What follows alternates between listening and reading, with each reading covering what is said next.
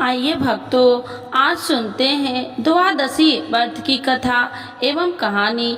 तो एक बार बोलिए प्रेम से तुलसी माता की जय, शालिग्राम भगवान की जय, विष्णु भगवान की जय। तुलसी माता की महिमा की कथा। इस कथा के अनुसार एक कुटुंब में ननद तथा भाभी साथ रहती थी। ननद का विवाह अभी नहीं हुआ था। वह तुलसी के पौधे की बहुत सेवा करती थी, लेकिन उसकी भाभी को यह सब बिल्कुल भी पसंद नहीं था। जब कभी उसकी भाभी को अत्यधिक क्रोध आता तब वह उसे ताना देते हुए कहती कि जब तुम्हारा विवाह होगा मैं तो तुलसी की बारातियों को खाने को दूंगी और तुम्हारे दहेज में भी तुलसी ही दूंगी। कुछ समय बीत जाने पर ननद का विवाह पक्का हुआ। विवाह के दिन भाभी ने अपनी कथनी के अनुसार बारातियों के सामने तुलसी का गमला फोड़ दिया और खाने के लिए कहा। तुलसी की कृपा से वह फूटा हुआ गमला अनेक स्वादिष्ट पकवानों में बदल गया। भाभी ने गहनों के नाम पर तुलसी की मंजरी से बने गहने पहना दिए। वह सब भी सुंदर सोने जवाहरात में बदल गए। भाभी ने वस्त्र के स्थान पर तुलसी का जनेऊ रख दिया। वह रेशमी तथा सुंदर वस्त्र में बदल गया। ननद के ससुराल में उसके दहेज की बहुत प्रशंसा की गई। यह बात भाभी के कानों तक भी पहुंची। उसे बहुत आश्चर्य हुआ। उसे अब तुलसी माता की पूजा का महत्व समझाया। भाभी की एक लड़की थी। वह अपनी लड़की से कहने लगी कि तुम भी तुलसी का सेवा किया करो, तुम्हें भी बुआ की तरह फल मिलेगा। वह जबरदस्ती अपनी लड़की से सेवा करने को कहती, लेकिन लड़की का मन तुलसी सेवा में नहीं लगता था। लड़की के बड़ी होने पर उसके विवाह का समय आता है। तब भाभी सोचती है कि जैसा व्यवहार मैंने अपनी ननद के साथ किया था वैसे ही मैं अपनी लड़की के साथ भी करती हूँ, तो यह भी गहनों से लद जाएगी और बारातियों को खाने में पकवान मिलेंगे। ससुराल में इसे भी बहुत इज्जत मिलेगी। यह सोचकर वह बारातियों के सामने तुलसी का गमला फोड़ देती है, लेकिन इस बार गमले की मिट्टी मिट्टी ही रहती है। मंजरी तथा पत्ते भी अपने रूप में ही रहते हैं। जनेऊ भी अपना रूप नहीं बदलता है। सभी लोग तथा बारातियों द्वारा भाभी की बुराई की जाती है। लड़की के ससुराल वाले भी लड़की की बुराई करते हैं। भाभी कभी ननद को नहीं बुलाती थी। भाभी ने सोचा मैं बहन से मिलकर आता हूँ। उसने अपनी पत्नी से कहा और कुछ उपहार बहन के पास ले जाने की बात कही। भाभी ने थैले में जवार भरकर कहा कि और कुछ नहीं है, तुम यही ले जाओ। वह दुखी मन से बहन के पास चल दिया। वह सोचता रहा कि कोई भाई अपने बहन के घर जुआर ले कैसे जा सकता है। यह सोचकर वह एक गौशाला के पास रुका और जुआर का थैला गाय के सामने पलट दिया। तभी गाय पालने वाले ने कहा कि आप गाय के सामने हीरे मोती तथा सोना क्यों डाल रहे हो। भाई ने सारी बात उसे बताई और धन लेकर खुशी से अपनी बहन के घर की ओर चल दिया। दोनों बहन भाई एक दूसरे को देखकर अत्यंत प्रसन्न हुए। हे तुलसी माता, जैसे आपने उस ननद पर कृपा करी है वैसे ही सब पर करना। कहानी सुनने वाले एवं हुंकार भरने वाले पर कृपा बरसाना, और जैसे भाभी पर किया है वैसे किसी पर नहीं करना। तो एक बार बोलिए प्रेम से तुलसी माता की जय, शालिग्राम भगवान की जय। इस कथा के बिना द्वादशी के पारण अधूरा माना जाता है। बरसाने में एक संत की कथा। एक संत बरसाना में रहते थे और हर रोज सुबह उठकर यमुना जी में स्नान करके राधा जी के दर्शन करने जाया करते थे। यह नियम हर रोज का था। जब तक राधा रानी के दर्शन नहीं कर लेते थे तब तक जल भी ग्रहण नहीं करते थे। दर्शन करते करते तकरीबन उनकी उम्र 80 वर्ष की हो गई। आज सुबह उठकर रोज की तरह उठे और यमुना में स्नान किया और राधा रानी के दर्शन को गए। मंदिर के पट खुले और राधा रानी के दर्शन करने लगे। दर्शन करते करते संत के मन में भाव आया कि मुझे राधा रानी के दर्शन करते करते आज 80 वर्ष हो गए, लेकिन मैंने आज तक राधा रानी को कोई भी वस्त्र नहीं चढ़ाए। लोग राधा रानी के लिए कोई नारियल लाता है, कोई चुनरिया लाता है, कोई चूड़ी लाता है, कोई बिंदी लाता है, कोई साड़ी लाता है, कोई लहंगा चुनरिया लाता है, लेकिन मैंने तो आज तक कुछ भी नहीं चढ़ाया है। यह विचार संत जी के मन में आया कि जब सभी मेरी राधा रानी के लिए कुछ न कुछ लाते हैं तो मैं भी अपनी राधा रानी के लिए कुछ न कुछ लेकर जरूर आऊंगा, लेकिन क्या लाऊं जिससे मेरी राधा रानी खुश हो जाए। तो संत जी यह सोचकर अपनी कुटिया में आ गए। सारी रात सोचते सोचते सुबह हो गई। उठकर स्नान किया और आज अपनी कुटिया में ही राधा रानी के दर्शन पूजन किया।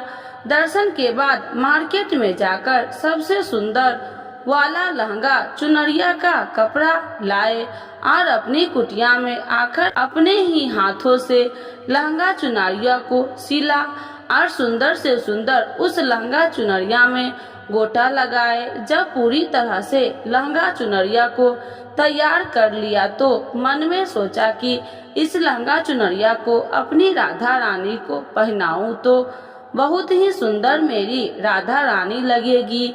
यह सोच करके आज संत जी उस लहंगा चुनरिया को लेकर राधा रानी के मंदिर को चले। मंदिर की सीढ़ियाँ चढ़ने लगे और अपने मन में सोच रहे हैं, आज मेरे हाथों के बनाए हुए लहंगा चुनरिया राधा रानी को पहनाऊंगा तो मेरी लाडली खूब सुंदर लगेगी।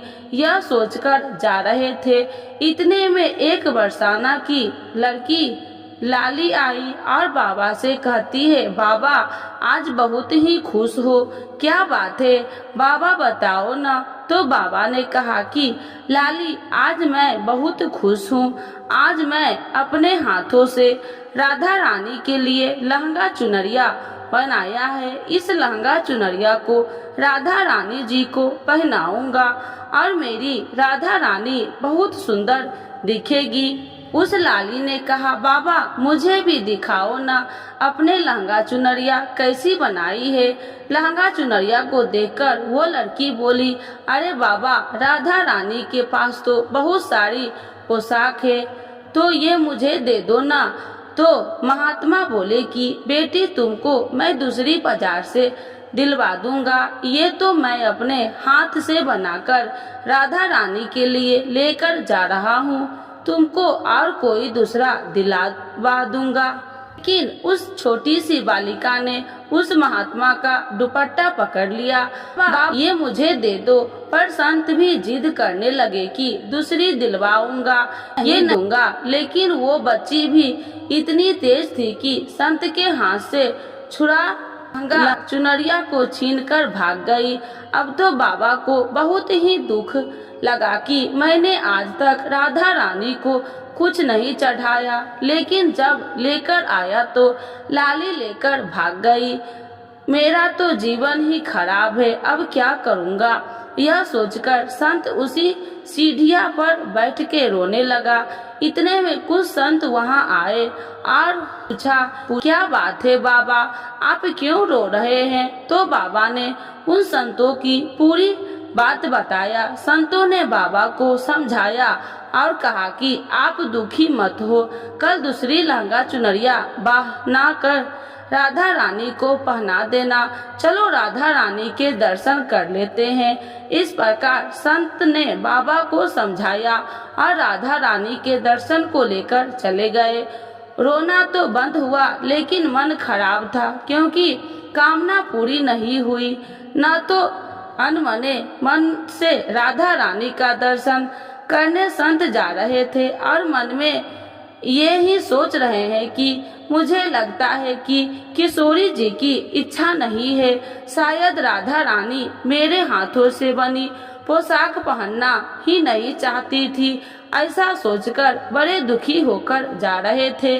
मंदिर आकर राधा रानी के पट खुलने का इंतजार करने लगे। थोड़ी ही देर बाद मंदिर के पट खुले तो संतों ने कहा, बाबा देखो तो आज हमारी राधा रानी बहुत ही सुंदर लग रही है।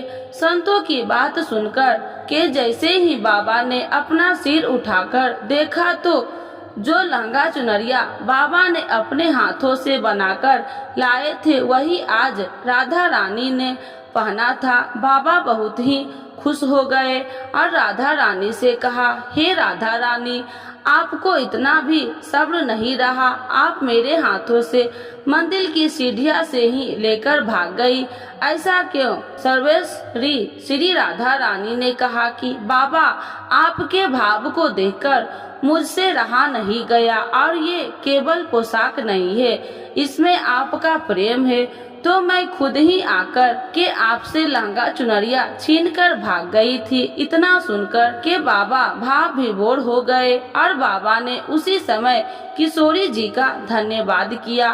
तो एक बार बोलिए प्रेम से श्री राधा रानी की जय, राधे कृष्ण भगवान की जय। तो आइए भक्तों, आज जानते हैं भीष्म द्वादशी की यह पौराणिक कथा। भीष्म द्वादशी के बारे में प्रचलित एवं पौराणिक कथा के अनुसार राजा शांतनु की रानी गंगा के देवव्रत नामक पुत्र को जन्म दिया और उसके जन्म के बाद गंगा शांतनु को छोड़कर चली जाती है, क्योंकि उन्होंने ऐसा वचन दिया था। शांतनु गंगा के वियोग से दुखी रहने लगते थे, परंतु कुछ समय बीतने के बाद शांतनु गंगा नदी पार करके लिए मत्स्य गंधा नामक की कन्या से नाव में बैठते हैं और उसके रूप सौंदर्य पर मोहित हो जाते हैं। राजा शांतनु कन्या के पिता के पास जाकर उनकी कन्या के साथ विवाह करने का प्रस्ताव रखते हैं, परंतु मत्स्य गंधा के पिता राजा शांतनु के समक्ष एक शर्त रखते हैं कि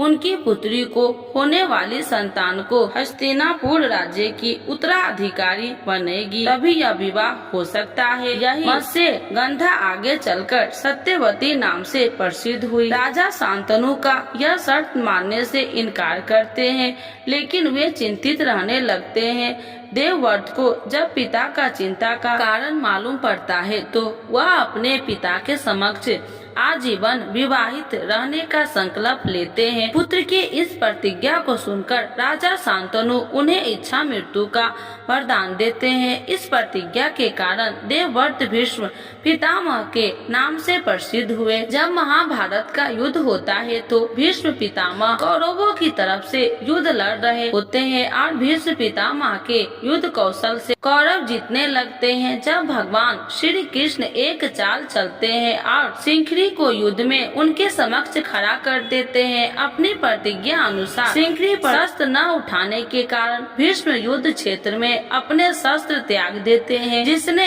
अन्य योद्धा अवसर पाते ही उन पर तीरों की बौछार शुरू कर देते हैं। महाभारत इस महान योद्धा के शस्त्रशैया पर शयन किया, इसीलिए कहा जाता है कि सूर्य दक्षिणायन होने के कारण शास्त्रीय माता अनुसार भीष्म ने अपने प्राण नहीं त्यागे। सूर्य के उत्तरायण होने पर अपने नश्वर शरीर का त्याग किया। उन्होंने अष्टमी को अपने प्राण त्याग दिए थे। उनके पूजन के लिए ही माघ मास की द्वादशी तिथि निश्चित की गई है, इसीलिए इस तिथि को भीष्म द्वादशी कहा जाता है। भगवान ने यह व्रत भीष्म पितामह को बतलाया था और उन्होंने इस व्रत का पालन किया था, जिससे इसका नाम भीष्म द्वादशी पड़ा। यह व्रत एकादशी के ठीक दूसरे दिन द्वादशी को किया जाता है। यह व्रत समस्त बीमारियों को मिटाता है। इस उपवास से समस्त पापों का नाश होकर मनुष्य को अमोघ फल की प्राप्ति होती है।